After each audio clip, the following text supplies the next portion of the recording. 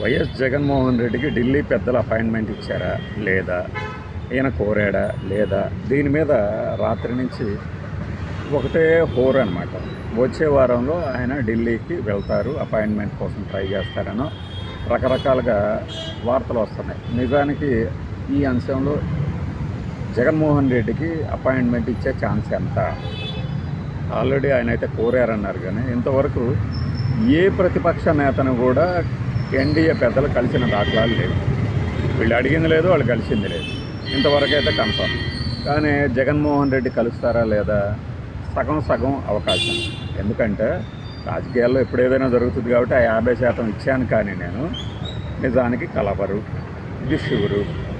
అయితే ఏదో cockroach Janata party చేస్తున్నటువంటి ఆందోళనకి జగన్మోహన్ రెడ్డి పార్టీ మద్దతు ఇస్తుందా లేదా, నేను ఒక కాక్రోచ్ అవుతా అన్నాడు కదా, ఆయనకి ఇంత పిరిగితనం ఏంటి, ఓ టైగర్ కమాన్ ఒకసారి గాండ్రించని ఒకళ్ళు, కమాన్ సింహం నువ్వేదో చూపించు అని కొంతమంది ఇలా కామెంట్లు చేస్తున్నారు కదా. మరి ఈ పార్టీ నేతలు, ఈ పార్టీ క్యాడరు ఏం చేస్తున్నారు? సపోర్ట్ ఇచ్చారా లేదా? ఆంధ్రప్రదేశ్లో ఈ కాక్రోచ్ జనతా పార్టీకి మద్దతుగా టీడీపీ, బీజేపీ, జనసేన ఎవరైనా ఉన్నారా? బీజేపీ ఉండనే ఉండదు. జనసేన ఉందా? వాళ్ళ అధినేత మాట్లాడితే ఈ యువత దేశం, ఈ భవిష్యత్తు యువత చేతుల్లో కూర్చోపెట్టి మనం చెప్తే అంటూ ఉంటారు కదా. మరి ఆయన ఎందుకు స్పందించలేదు? స్పందించాడా? ఇది విద్యార్థులు భవిష్యత్తు కోసం రోడ్డెక్కొచ్చు తప్పులేదు, కానీ వాళ్ళందరూ విద్యార్థులు కాదు అన్నాడా? అయిపోయింది కదా మ్యాటర్. ఆయన వ్యతిరేకం. మరి టీడీపీ ఏం చేస్తుంది? టీడీపీ తరపున జగన్మోహన్ రెడ్డిని ప్రశ్నిస్తున్నారు కదా. జగన్మోహన్ రెడ్డి చేతకానివాడు, ఏమీ తెలియదు, అన్నీ తెలిసినట్టు బిల్డప్ ఇస్తాడు అన్న రీతిలో వీళ్ళందరూ మాట్లాడుతున్నారు కదా. మరి అంత ఉలికిపాటు ఎందుకు వచ్చింది? జగన్మోహన్ రెడ్డి ఢిల్లీకి వెళ్తున్నాడు అనగానే అంత ఉలికిపాటు ఏంటి అసలు? నిజంగానే వెళ్తాడా? జూలై 24, 2024లో అంటే కరెక్ట్గా 2 ఏళ్ల క్రితం వాళ్ళు ఢిల్లీలో ఒక ధర్నా చేశారు. ధర్నా చేస్తే దానికి ఎవరూ రాలేదనేది వీళ్ళ పిచ్చితనం, వీళ్ళ అజ్ఞానానికి నిదర్శనం అనమాట. సమాజ్వాదీ పార్టీ, అలానే ఉద్ధవ్ ఠాక్రే వర్గంలో ఉన్నటువంటి ఎంపీలు వీళ్ళందరూ వచ్చారు కదా. వీళ్ళందరూ జాతీయ స్థాయి పార్టీ వాళ్ళు కాదనుకుంటున్నారా? ఆమ్ ఆద్మీ నుంచి కూడా వచ్చినట్టున్నారు. వీళ్ళందరూ కాదనుకుంటున్నారా? వీళ్ళందరూ జాతీయ స్థాయి నేతలు కాదనుకుంటున్నారా? మరి ఎవరు అనుకుంటున్నారు జాతీయ స్థాయి నేతలు?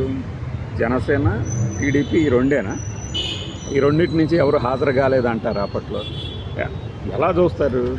బీజేపీ ఎన్డీఏ ప్రభుత్వానికి వ్యతిరేకంగా ఆయన ఢిల్లీలో ధర్నా చేస్తే ఎన్డీఏ వాళ్ళు వస్తారా? రారు కదా. ఎవరు వస్తారు మరి? ఎన్డీఏకి వ్యతిరేక పక్షాలు వస్తాయి. కాంగ్రెస్ రాలేదు కదా. కాంగ్రెస్ వస్తే అంటేనే చూసారా, కాంగ్రెస్ గుట్లో చేరిపోయాడు అనడానికి అప్పుడు నానా పాటలు పడ్డారు. జూలై 24, 2024లో పడ్డారు. ఇది జూలై 24, 2026 వచ్చింది. ఈ 2 ఏళ్ళలో ఏం జరిగిందో చూశారు. వీళ్ళ మీద పెట్టుకున్న భ్రమలన్నీ ఒక్కొక్కటిగా తొలగిపోతూ ఇంకాస్త ఏదో ఆశ మిగిలింది. ఇంకొక సంవత్సరం ఆగితే ఆశ పెరుగుతుందో తగ్గుతుందో క్లియర్గా అర్థమవుతుంది.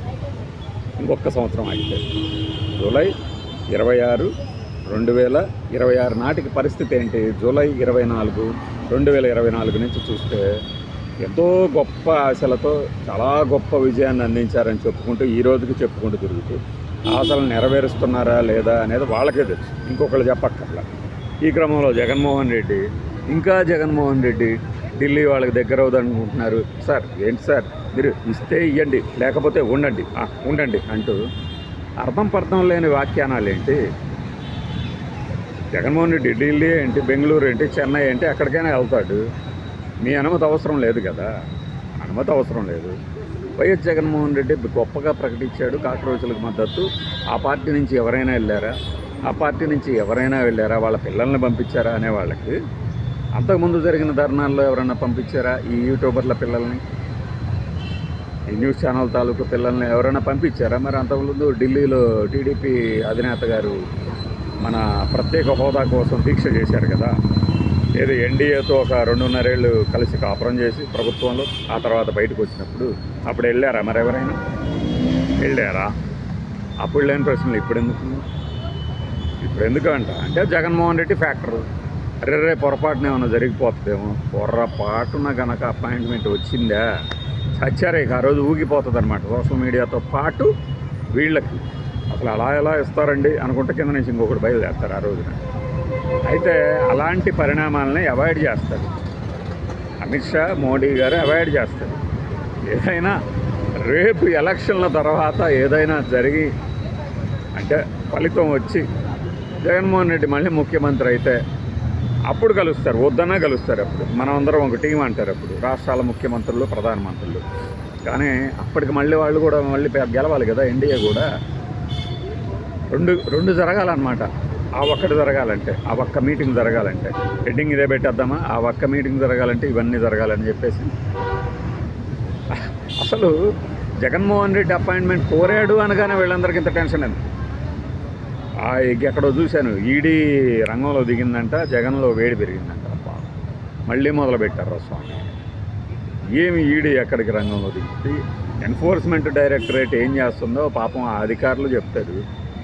ఒక్కోసారి అధికారులకు కూడా తెలియదు. ఎందుకంటే వచ్చే దర్యాప్తు క్రమంలో ఏమేమి డెవలప్మెంట్ చోటు చేసుకుంటే వాళ్ళకి తెలియనప్పుడు వీళ్ళకి ఎలా తెలుస్తుంది? వేడి పుట్టింది, భయం వేసింది, లోపల దాక్కున్నాడు, దుప్పటేసేసుకొని పడుకున్నాడు. ఈ ఉపమానాలు ఏంటంట.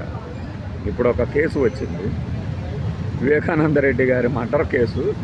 నాంపల్లి కోర్టు కొట్టేసింది కదా, ఏది బెయిల్ రద్దు చేయాలని, మళ్ళీ ఎంక్వైరీ చేయాలని సునీతారెడ్డి గారు అడిగిన విషయాన్ని కొట్టేశారు కదా.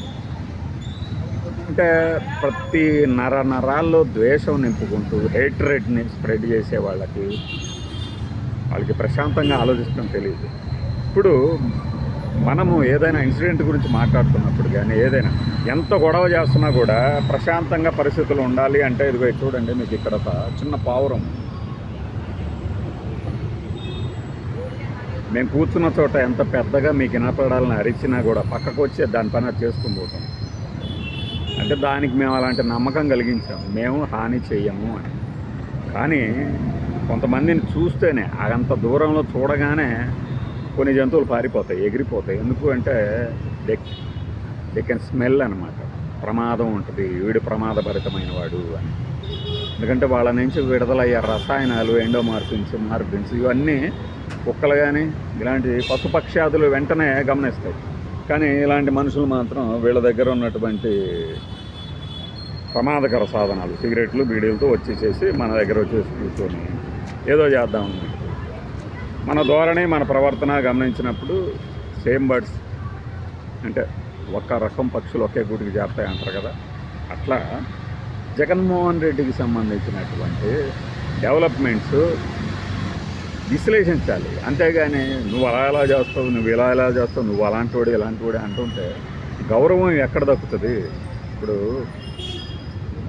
ఈ అపాయింట్మెంట్ కోరాడు అంటే సంభావ్యత, ప్రాబబిలిటీ గురించి ఆలోచించండి. ఇస్తారా ఇవ్వరా? ముందే చెప్పేయండి ఇవ్వరు అని. ఎందుకు? కారణాలు ఇవి. ప్రతిపక్ష నేతలుగా ఉన్న వాళ్ళని ఇంతవరకు ఎప్పుడు మోడీ గారు కానీ వీళ్ళు కానీ కలిసింది లేదు. ఎన్డీఏకి యాంటీగా ఉన్నారు, అది చెప్పండి. అంతేగాని ఎలా కలుస్తారు సార్? అసలు జగన్మోహన్ రెడ్డి లాంటి వాడిని ఎదిరించినటువంటి మోడీ గారు ఇలాంటి ఉద్యమాలను లెక్క చేస్తారా అంటే ఒక వెహికల్ నవ్వులు. జగన్మోహన్ రెడ్డి గారిని మోడీ గారు ఎదిరించడం ఏంటి?